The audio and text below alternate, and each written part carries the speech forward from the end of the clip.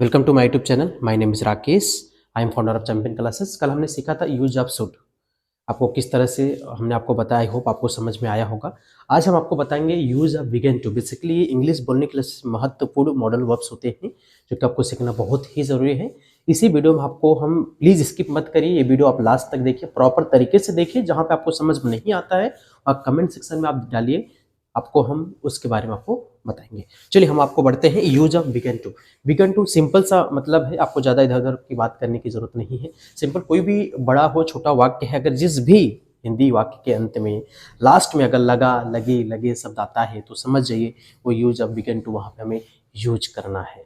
कोई भी बड़े सेंटेंस, जो कोई भी सेलिब्रिटी होते हैं वो इंग्लिश बहुत अच्छे से बोल पाते हैं, reason of with the help of modal verbs. उनको ग्रामर वो नहीं पढ़ते हैं, टेंस नहीं सीखते हैं, बस उनको मॉडल वर्ब्स आते हैं, तो बेसिकली वो बोलने में आसानी होती है। तो आइए हम चलते हैं। देखिए सबसे पहले हमने आज यहाँ पे लिखा हुआ, हमारा पास दूसरा दिन है सेशन का, यूज ऑफ बिगन टू का।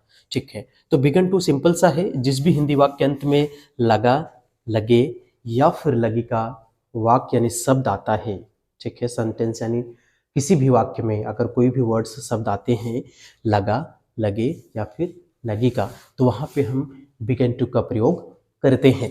चलिए इसका रूल बहुत ही सिंपल, जैसे हमने शुड का पढ़ा हुआ लास्ट टाइम, लास्ट डे, तो सेम ऐसा है। पहला सब्जेक्ट आता है, उसके बाद हमारा बिगन टू यानी लगा, लगे, लगी, प्लस वर्ब यानी क्रिया हमारा, प्लस ऑब्जेक्ट यानी हमारा जो कर्म होता है। ठीक है, तो सेम जैसा हमने कल सीखा है वैसा आज भी सीखेंगे। कुछ चेंज नहीं हुआ है, केवल हमारी हेल्पिंग वर्ब चेंज हुई है। ठीक है, जैसे कि एक सिंपल सा हमारे पास उदाहरण है, वह किताब पढ़ने लगा। सबसे पहली चीज तो आपको यहाँ पे जानना होगा कि सब्जेक्ट क्या होता है, वर्ब क्या होता है, ऑब्जेक्ट क्या होता है, हेल्पिंग वर्ब क्या होता है। ठीक है, तो कोई भी काम जब इंसान करता है, देखिए सिंपल सी चीज है, वह किताब पढ़ता है। अगर आपको सब्जेक्ट नहीं पता चलता है तो आप वहां पे कौन लगाइए, कौन किताब पढ़ता है, वह आपका क्या हो गया, सब्जेक्ट हो गया। तो सबसे पहले हम क्या लिखते हैं, सब्जेक्ट। सब्जेक्ट यानी ही। ठीक है, और इस माध्यम से हमारा उसके बाद हम बिगन टू लगाएंगे, यानी लगा, लगे, लगी, यानी कहां पे है, लगा। ठीक, ही बिगन टू। उसके बाद हमारे पास आ जाता है वर्ब क्रिया। क्रिया पहचानेंगे, हमने लास्ट वीडियो में भी बताया था कि क्रिया की पहचान कैसे होती है। तो क्रिया यानी जिस भी सेंटेंस में अगर क्रिया नहीं पता है, ठीक है, तो वहां पे लास्ट में हेल्पिंग वर्ब के पहले ही आप देख लीजिएगा। तो हेल्पिंग वर्ब हमारा जो होगा बिगन टू होगा, उसके पहले हमने देखा यहाँ पढ़ना, यानी ना का शब्द आया है। तो he begin to read means पढ़ना। क्या पढ़ता है, बुक। ये हमारा हो गया ऑब्जेक्ट, बुक। ठीक है, सेम। अब दूसरा हमारा करते हैं, तो तुम अंग्रेजी बोलने लगे, यानी तुम अंग्रेजी बोलने लगे। ठीक, अब तुम का क्या होता है हमारा, यू, ये हमारा सब्जेक्ट हो गया। उसके बाद हम बिगन टू लगाएंगे, यानी लगेगा, बिगन टू। उसके बाद बोलना का, यानी हमारा ये वर्ब है। ठीक है, बिगन टू स्पीक। ठीक है, स्पीक इंग्लिश। ठीक है, स्पीक इंग्लिश। समझ में आया आपको।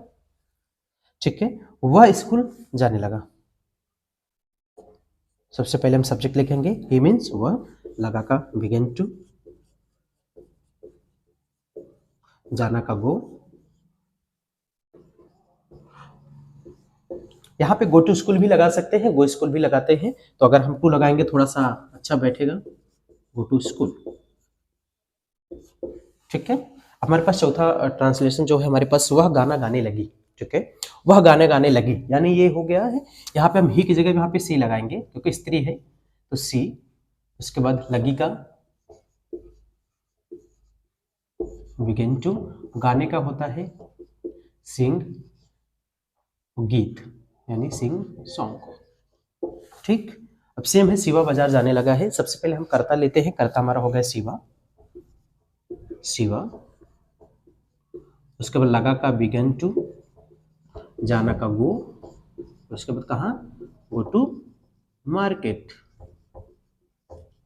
ठीक है, अभी लास्ट में है, वह क्रिकेट खेलने लगा। ये आप करके बताइए क्या होगा। अगर आप समझ गए हैं, अगर नहीं समझ पाए हैं तो कमेंट सेक्शन में आप डालिए, हम आपको फिर से आपको समझाएंगे। तो बेसिकली ये बहुत ही सिंपल सा ये यूज है मॉडल वर्ब से। अगर ये मॉडल वर्ब्स आपको आते हैं, बहुत ही अच्छी बात है। अगर आप आ जाता है तो आपको अंग्रेजी बोलने में बहुत आसानी होगी।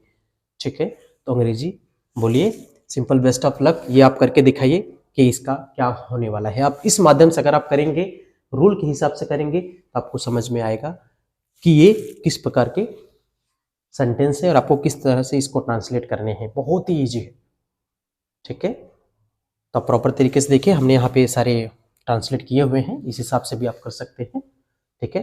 तो मिलते हैं अगले वीडियो में, तब तक धन्यवाद, थैंक यू वेरी मच देखने के लिए, ठीक है, थैंक यू।